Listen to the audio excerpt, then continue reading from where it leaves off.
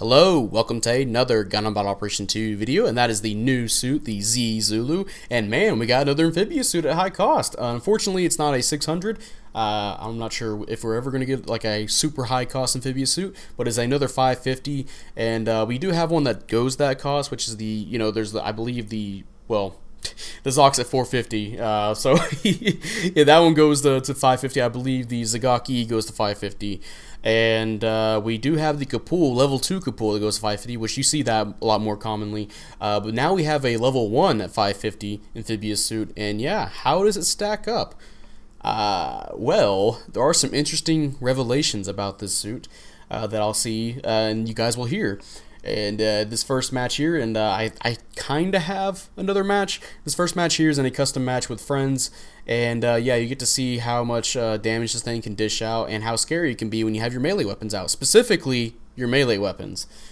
And then the next match is me and Taru testing out this new skill it has, the Close Combat Program, which can be pretty scary if you use it effectively. But now, for now, we're going to talk about these stats, which, yeah, I've already mentioned, say 550. I think I said it was a raid. Well, it's a raid. And, yeah, you have 19,000 health. You have 22 ballistic, 22 beam, and 22 melee resistance. You have 10 range strength, 45 melee strength, 130 speed, 210 boost speed, 70 thruster gauge, and 72 turning speed. And then for slots, you have 22 close, 10 mid, and 8 long range slots. So yeah, not too bad at all with the close range slots there. So definitely want to make this for melee or maybe thruster gauge. But yeah, 22 ballistic, 22 beam, 22 melee. You definitely, I think you want to buff up the beam resistance, in my opinion, just so you can tank a little bit more. Or if you want to go for melee, you can do that as well. And then the 70 thruster gauge, I'm fine with that, but you can buff that up a little bit more too. I think for this build I'm using here, I went for a little bit more of a general buff. I went for the beam, I went for more melee strength, I believe 67, and I forgot what else exactly, but I know some people are using builds where they have like 87 melee strength, which, yeah, will definitely take a huge chunk out of people. And then I've seen some thruster gauge builds as well, so that looked like it should have hit. Oh well, I'm still gonna get the kill. So yeah, it seems decent. Just yeah, if you want to go for beam resistance, just know I think you'll go up to the level 3, and of course you have a low long range slots. So yeah, definitely go for that in melee and thruster. And yeah, now for your weapons here, you got primary weapons, which is the Zee Zulu beam machine gun grenade launcher, or GN in brackets, which is 550 damage. You get 20 rounds, 300 range, and you can charge it. Every time you fire it, it does a burst round of 5, so that means you get, let's see, 5, 10, 15, 20, that's 4 shots with that. Or, if you can charge it up, it'll take 5 shots as well, but you'll get an instant stun, so that's nice. I believe if you're doing the burst, I believe it takes 4 or maybe all 5 of the burst round to get a stun, so it's not going to be like an immediate, if you can hit all shots, that's good. There's a few suits that have damage control though, so be careful about that, and if you do get a stun, then hey, you can follow up with some of the other weapons this thing has, which the melee weapon here is the Heat Claw and Heat Knife ×2, your primary melee weapon I should say. Yeah, that is 2,650 damage, and yeah, this thing takes chunks out of people's health. The neutral swing, side swings, they will knock people over completely. Not even a heavy stagger, no, just knock people over. And yeah, the downswing is the pixie downswing, interestingly enough. And yeah, you do get some great movement out of it, and you can surprisingly, you can take a lot of people by surprise when you do that downswing because of how it lurches forward. So you can just be boosting, and then you can seamlessly kind of go into that. Also, this match I just had a habit of accidentally running right into Honey's Zoc beam, which is fucking hilarious. But yeah, you can see the damage here, just boom, boom, go straight into the other melee this thing has, and yeah, for some generals you can half health them with just that combo. That's pretty good. Now for your secondary weapons, you have the Z's. Oh, I should also mention the neutral swing for the Heat Claws. Make sure that if you're going to hit somebody in the legs, that the way this thing slashes, you might miss if you're trying to go for the left side more. So make sure you're trying to go lean more into the right. Also, I just hit a guy through a pillar. That's nice. And now for your secondary weapons, you have the Zee Zulu Heat Knife ×2, which is 2,100 damage. It has the same moveset as the Pixie, except for the downswing. I'm pretty sure I've seen this downswing before, but I can't remember exactly what it is. But you do a double stab with it, you know, little 1-2 stab, and yeah, pretty good for doing a triple downswing on people if you can pull that off. You can either start with the heat claws into the heat knives, or you can do the heat knives into the heat claws. Either way, you'll be tanking or taking a lot of health out of somebody. Unfortunately, though, one problem I have with this suit, or this melee weapon here, is that the neutral swing is very short ranged, and because the Gear Zulu is a little bit of a taller suit. There's some suits like you see this Mark II here. I'm pretty sure you might have saw it earlier this match. Whenever somebody's on the ground, sometimes depending on the suit they're using, like the Federation type suits, it will just completely miss, like no matter where you're aiming at. Actually, I think it depends on if you're right up on their body, then it won't miss. But yeah, just make sure you're close enough to where that neutral swing can hit if you're trying to do a follow-up. Otherwise, and yeah, you'll whiff pretty hard. And I've learned that the hard way. But now to your next secondary weapon, you have the Zee Zulu Beam Machine Gun Grenade Launcher, which is 1,600 damage, 1 round, and 300 range. And yeah, it's your grenade launcher, which yeah, raises up decently fast. You can get a stun out of it. Unfortunately, it does not work with your aquatic mobile shooting. That only works for your primary weapon here, which is was the Zee Zulu machine gun or beam machine gun. But you can use the beam machine gun to get a stun, and then follow up with your grenade launcher to get another a stun lock, and then you can follow up to your melee. So yeah, it's just good for that utility. And then yeah, that's it for the weapons, and then for your skills, which we got like a minute left in this match, or almost. So this next little kind of match there, or at least the beginning of that, where I'm showing off the skills with Taru, or the close program skill with that. Yeah, you get to see the close combat. So I'll leave that for last. So for skills, you have Assault Booster level 2, you have Balancers, you have Force Injectors level 2, you have a Melee Combo Control level 2, that's 3 swings. You have Blast Stabilizer, so people that are exploding near you, yeah, you won't get affected by that. You have Shock Absorber level 3, you have Aquatic Shooting, so your primary weapon there, the Beam Machine Gun, you can boost and fire while using that, or you can charge it up and fire as well, which is pretty nice for the underwater maps. Really nice, I should say. You have Optimized Cooling, which I believe every time you start boosting or jumping, it takes 10% off the initial boost of that, so that's nice. You have Damage Control level 1, which is very nice with the skill I'm about to showcase. And you have Radar, Shoulder Add-on Buffer, and Arms Equipment Buffer level 2, which I believe the Shoulder Add-on Buffer is 10%, and the Arms Equipment Buffer is level 2, might be 15, that might be reversed, but also that felt really satisfying, getting both the Unit 4 and 5 together down in one downswing. Happened to be those two suits at the same time. But yeah, timeout, and we'll see what we got going on here real fast. Good works all around. Well, I say all around, I think only a few of us did. But hey, mission completed, and we'll see what we got going on here.